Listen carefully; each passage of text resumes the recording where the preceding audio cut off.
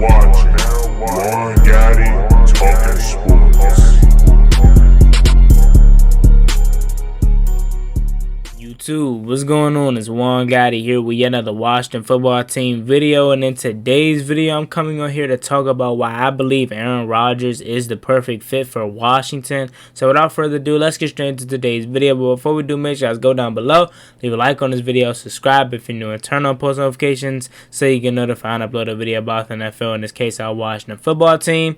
Let's get straight into today's video. So, before we actually dive into why I believe Aaron Rodgers is the perfect fit for Washington, we do have another topic to talk about. Washington, the fans returning back to FedEx Field for 2021 and beyond. So, it is confirmed. Now, I believe that this can change depending on, obviously how it is from the start of the season to probably the middle end or the end. This could possibly change, but as of right now, today, the Washington football team has came out and said that 100% capacity will be allowed at FedEx Field for the upcoming season, and I cannot be more excited about this. I'm just thinking about fans opening day or opening weekend and then possibly postseason football. Can you just imagine postseason football back at FedEx Field, the team actually good? A lot of people like to say Washington doesn't have a lot of fans. I beg to differ. We're just fans that we're so hardcore, and then just a lot of fans really, not really gave up on the team, but they were just tired. And could you blame them? They were tired of seeing the product that was produced from the last regime. But now that we finally have a new regime, just imagine. We were 7-9 last year. Yeah, we understand it wasn't good, but we made it to the playoffs.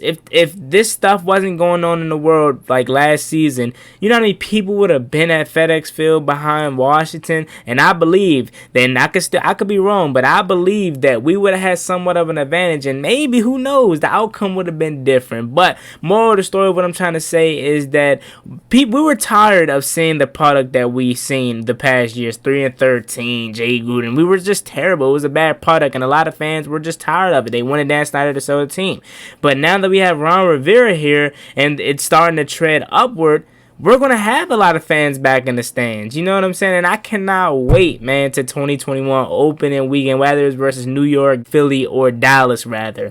And I just can't be more excited about that. And I believe training camp will allow people. I didn't hear any word on that yet, but I'm pretty sure if they're allowing fans in the stadium come week one, fans will be allowed to go to training camp. And I might be making an appearance out there in training camp. Who knows? But like I said, I'm excited about this, and I cannot wait to see what Washington does finally in front of the fans, and we finally get to see Chase Young in public in the game. We get to see Montez Sweat, the new Montez Sweat, rather, not the rookie Montez Sweat. We get to see Ryan Fitzpatrick, Terry McLaurin, Curtis, everyone, man. It's going to be so fun to watch. Now, moving on to the actual topic of today's video, why Aaron Rodgers is the perfect fit for Washington. Now, you're probably looking at me like, why are we even discussing Aaron Rodgers? If you guys have been under a rock lately, and this, I think it's been going on, but it really came to light draft night. A lot of people were saying Aaron Rodgers was going to get drafted, or not drafted, but traded rather, to Denver during the draft, and obviously that didn't happen, but that sparked this whole conversation. And then after that, you then seen, tweets and reports come out how Aaron Rodgers was saying he wanted the GM fired and stuff like that. Just a whole bunch of turmoil in Green Bay. But this is stuff that's been happening for years. I don't know if you guys have been paying attention, but last year when they drafted Jordan Love, that obviously had to make Aaron Rodgers feel some type of way. But and I believe it was in the first round. Now, I could be wrong. I'm not sure. I don't remember exactly what round Jordan Love was last year. But moral of the story is, if it was first round, I believe Justin Jefferson was still up there. They could have got him. But like I said, moral of the story, they didn't give him any weapons last year. You know what I'm saying? They continue to do that. And then this year, they didn't get him no weapons for real. You know what I'm saying? And you got to, if you're Aaron Rodgers, you got to start feeling some type of way about this. And I'm pretty sure he is. Years before that, they didn't give him no weapons. All he has is Devontae Adams. And yes, Devontae Adams is one of the, if not the best receiver in all of football, but he does need help. Who's alongside Devontae Adams? Valdez Scantling, Allen Lazard. You know what I'm saying? It's not really nothing that goes along with Davante Adams. It's just literally just Davante Adams, and that's it. You really going to rely on Geronimo Allison to catch a game-winning pass? Like, come on, man. Like, Green Bay is really sabotaging Aaron Rodgers. They just want Aaron Rodgers to do it all by himself. And not saying Aaron Rodgers can't do it all by himself, because he then proved it a lot of times, especially by winning MVP this year. He can do it all by himself, but then when he gets to postseason, it's like, what's going on? You know what I'm saying? Aaron Rodgers should have more Super Bowl rings, and that's a fact, bro. That is literally a fact. You can't sit here and tell me he shouldn't have more Super Bowl rings. He should have more Super Bowl rings. But the supporting cast around him has just been terrible. Yeah, he had a few good backs, obviously. Like I keep saying, he had Davante Adams. But what else? You know what I'm saying? What else? You look at Tom Brady, 43, 44 years old. Look at his surrounding cast and then compare it to Aaron Rodgers. Okay, then that's my point. And now, with that being said, Richard Sherman, cornerback, came out and said that Aaron Rodgers is the perfect spot for Washington. And I couldn't agree more. And obviously, I'm not being biased. I know a lot of people are going to say I'm being biased, but I couldn't agree with that statement more. Aaron Rodgers is the perfect fit for Washington. Why is that? Now, this is my opinion, and some of you guys' opinion may beg to differ, but here's my take on it. The reason why I believe Aaron Rodgers is the perfect fit for Washington, and if they're in a win now mode, because we know we're rebuilding, but if they want to, compete this year or next year, they need to go get Aaron Rodgers. And this is why. If you look at Tampa Bay, and I don't mean to compare them to Washington, but they're going to be my reference throughout the video. If you look at Tampa Bay, they were building before Tom Brady got there. They had all the surrounding pieces. They had Mike Evans, Chris Godwin, Devin White, Shaq Barrett. But they never had that guy to lead them. They never had that guy in the middle. They were hoping Jameis Winston could be that guy, and he obviously didn't turn out to be that guy. So they were like, if we want to win a Super Bowl, if we want to compete in the NFC, we need to go get a quarterback. What so happened? Tom Brady. He was a free agent. They went out and got Tom Brady. Brady's like, let me look at this offense. He sees Chris Godwin. He sees Mike Evans. He goes out and brings Antonio Brown with him. He sees the running back, Rojo, and all those guys back there. He's like, man, I could do something with this. He goes out and brings Rob Gronkowski. He's like, hey, man, you want to go to Florida? Florida, man, hot, nice weather all year round. Have a great football team, and with me adding to it, we're going to go to the top. Now, like I said, Tampa Bay has always had the pieces to be a great team, but they were just missing that quarterback, and then they got that quarterback in Tom Brady. Why does that relate to Washington? Now, I know this is starting to be new for Washington, and it's starting to just come upon us, but we're finally getting the weapons that we need to have a successful offense. We obviously have the great defense, and it just started happening last year. That sounds like Tampa Bay. They have the great defense. They have the Devin White, Shaq Barrett, just to name a few. I don't feel like naming all the guys. Antoine Winfield. You guys know that Super Bowl team was crazy on the defensive end. What does that sound like? Washington has the great defense. Now, our offense may not be as high-powered as Tampa Bay's, obviously, but it's way better than what Aaron Rodgers has in Green Bay outside of Davante Adams. So, this is the connection that I'm trying to make with Washington and Tampa Bay. We have the great defense, and this is prior to Tom Brady. We have the great defense. They have the great defense. This is, like I said, this is before Tom Brady, but this is comparing them to our current roster, obviously. So, let's look at their team before Tom Brady, right? Has a great defense, had the weapons, but what's holding them back? Quarterback, right? They go out and get Tom Brady. What happens? What's holding us back? And I know a lot of people may feel like it's a different answer, but what's holding us back from being so successful now? A quarterback. We thought Dwayne Haskins could have been it. We spent a 15th pick on him 2 years ago, and a lot of people are going to say, well, that's Dan Snyder's fault. Well, so what? We picked 15th, and we got Dwayne Haskins, and we thought he was going to be the guy.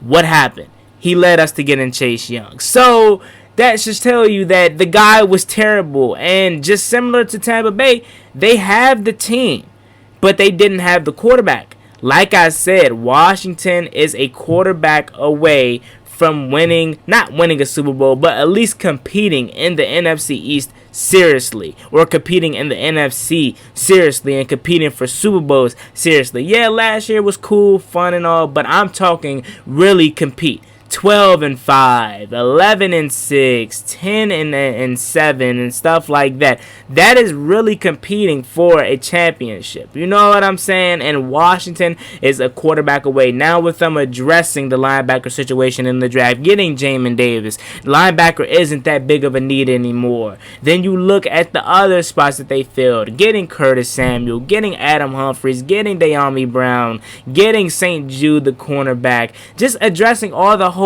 that they needed to fill, getting Ryan Fitzpatrick in free agency. I know a lot of people don't like that move, but he's still a vet that can win some ball games and actually ball out for you and lead you to success. Now, it might be some picks and stuff like that along the way, but you know Ryan Fitzpatrick is going to be a gamer. He's going to win you tough games and leave you like, man, wow, Ryan Fitzpatrick, man, he could be the man. But then also on the flip side, he could have 3 games where he throws 6 interceptions in each game. So it's you're getting a 50-50 shot with Ryan Fitzpatrick, and that's where I bring up, what would it take to get Aaron Rodgers? Now, first, before I even answer that question, I don't think this is going to happen. I'm just talking about this because it's been circulating around Washington and you know, about Washington getting Aaron Rodgers and him going to Denver. It's just been circulating around everywhere, basically talking about the teams that is a quarterback away, and Washington happens to be one of those teams.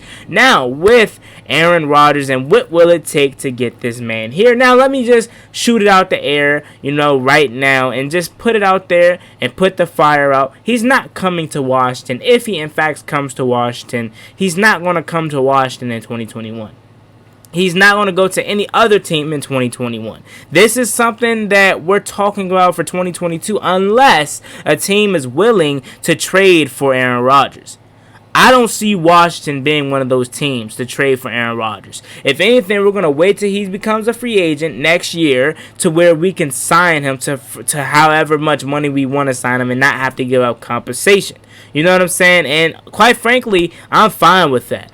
I'll roll with Ryan Fitzpatrick for 1 year, and then hopefully he leads us to something great. And if not, we can go out and get Aaron Rodgers in free agency and be a quarterback away from winning the Super Bowl, or at least competing in NFC. You know what I'm saying? Like I said, we're basically Tampa Bay 2.0. We have the team, but we're just looking for that quarterback. They got Brady. We could possibly have Rodgers. Who knows? All I know is that if we do in fact get Aaron Rodgers, we're NFC champions bound. And I'm not saying we're gonna win, but we're gonna at least be facing Tampa Bay in the NFC championship. But like I said, I don't think it's likely gonna happen at all. I definitely don't think it's gonna happen in 2021. If anything, if we have a shot at getting him, it's gonna be in 2022 when he becomes a free agent, and I would be so ecstatic for getting Aaron Rodgers. And like I told you guys, as you guys know, if we do in fact trade for him, I mean, of course I'm not going to be mad or anything, but I don't want us to do it because I don't want to give up the compensation